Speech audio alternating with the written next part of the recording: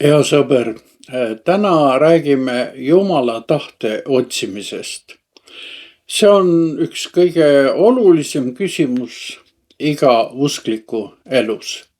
Kujuta ette, sa sõidad autoga keset täiesti võõrast linna.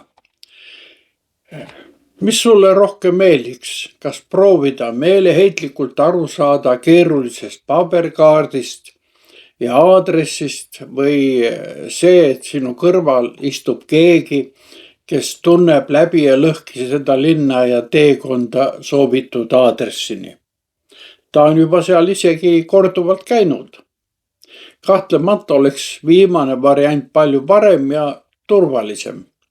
Tänapäeval ühendab muidugi mõlemat varianti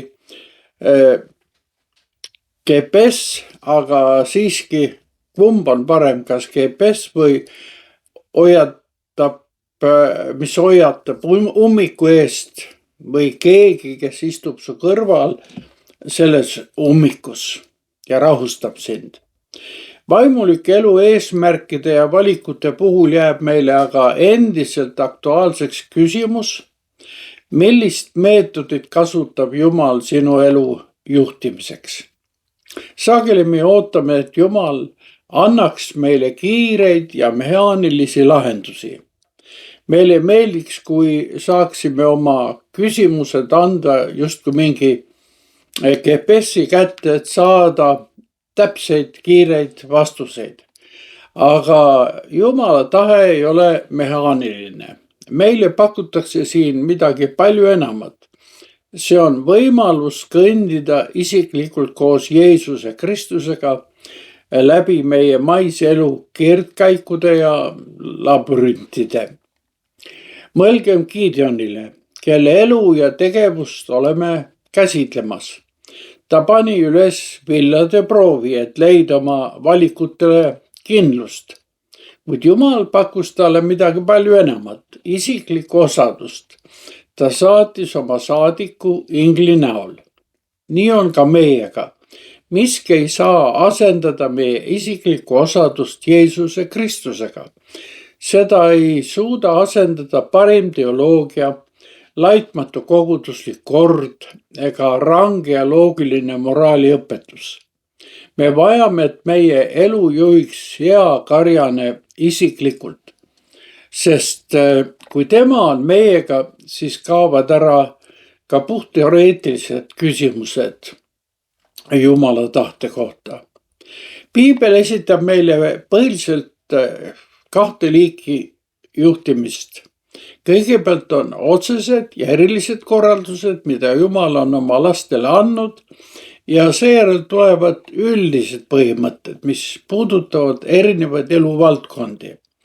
Jumala sõna on tegelikult tema saadikute isiklik sõnum meie elule. Aga kuidas me teame, et oleme õigel teel? On täiesti loomulik, et Jumala tahe pühib ära kõik, mis meile on inimlikult kuidagi kallis. Ja siis ta hakkab meid suunama eesmärgi poole. Kui suund on õige, siis annab Jumala vaim meile sügava rahu. Nagu ütleb apostel Paulus kirjas kolosslastele 3. peatükk 15. salm, Kristuse rahu valitsegu teie südameis.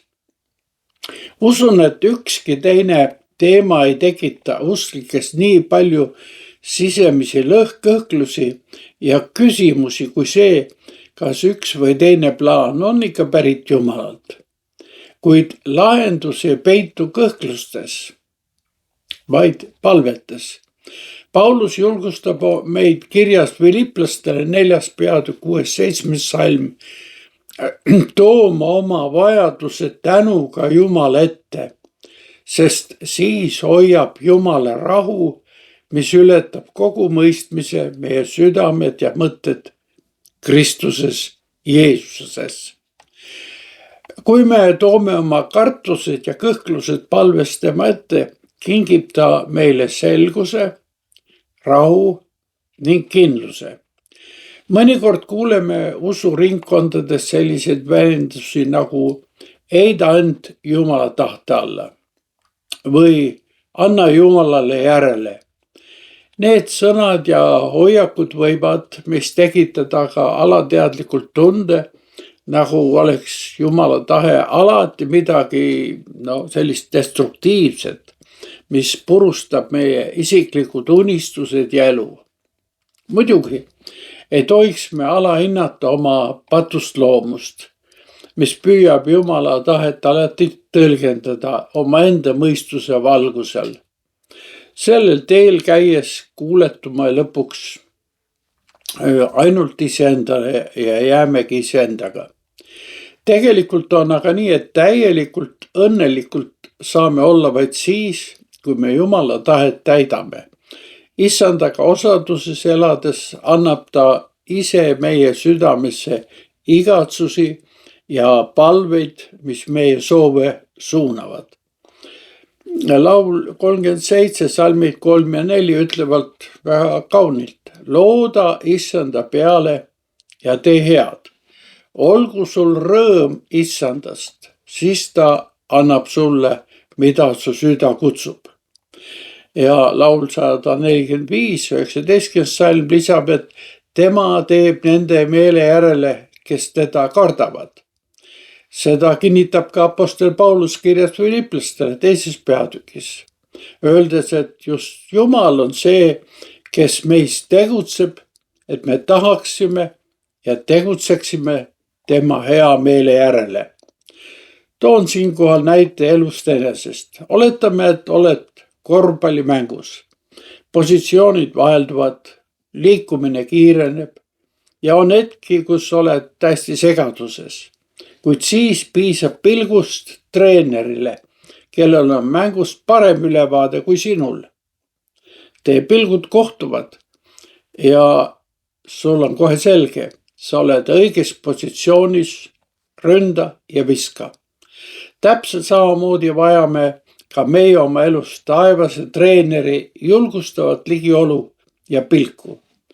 Eelnevat kokkuvõttes tuleb öelda, et elada Jumala tahte järele tähendab elada koos temaga ja kuulata tema märguandeid. Ta on ise öelnud, minu lambad kuulevad minu häält ja ma tunnen neid ja nemad järgivad mind. Hea sõber, hea Karjan on andnud meile kõigile psalmis 73 tõotuse. Ometi jään mina ikka sinu juurde. Sa oled haaranud kinni mu paremast käest. Oma nõuga juhatad sa mind ja võtad mind viimaks vastu oma ausse.